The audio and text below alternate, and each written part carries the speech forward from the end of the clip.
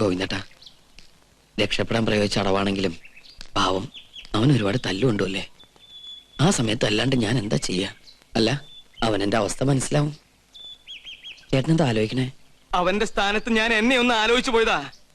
ഈ നിലയ്ക്ക് പോയാൽ അതിലും പരിതാപകരമായിരിക്കും എന്റെ സ്ഥിതി. എനിക്ക് പേടിയാവണു. ചേട്ടൻ എന്തിനാ പേടിക്കണേ? എല്ലാത്തിനും ഞാനില്ല ചേട്ടൻ്റെ കൂടെ. അതിപ്പോ ഞാൻ കണ്ടതാണല്ലോ. നിന്റെ ആത്മാർത്ഥ സുഹൃത്തിനോട് നീ ഇങ്ങനെയാണ് പെരുമാറുന്നെങ്കിൽ എന്റെ ഗതി, എന്റെ ഈശ്വര. ചേട്ടൻ എപ്പോഴും എന്നെ യുവദാസായിട്ട് കാണരുത്. എനിക്കറിയാൻ മേലായിട്ട് ചോദിക്കുക, എന്താ നിന്റെ ഉദ്ദേശം? രണ്ട് വീട്ടുകാരും എല്ലാം പറഞ്ഞിട്ട് ഈ കല്യാണം നടക്കില്ല. അതെ, രണ്ട് വീട്ടുകാരെ ഒരുമിപ്പിച്ചിട്ട് ഈ കല്യാണം നടത്താനും പറ്റില്ല. പിന്നെ ഈ വീട്ടുകാരുടെ ഇഷ്ടപ്രകാരം കല്യാണം നടക്കട്ടെ. എന്നിട്ട് വരുന്നിടത്ത് വെച്ച് കാണാം. ഞാൻ പോവാ. ഇതെവിടെ പോവാ? കാറാ, എന്തിനാ പേടിക്കണേ? നമ്മൾ എന്തിനാ പേടിക്കണേ?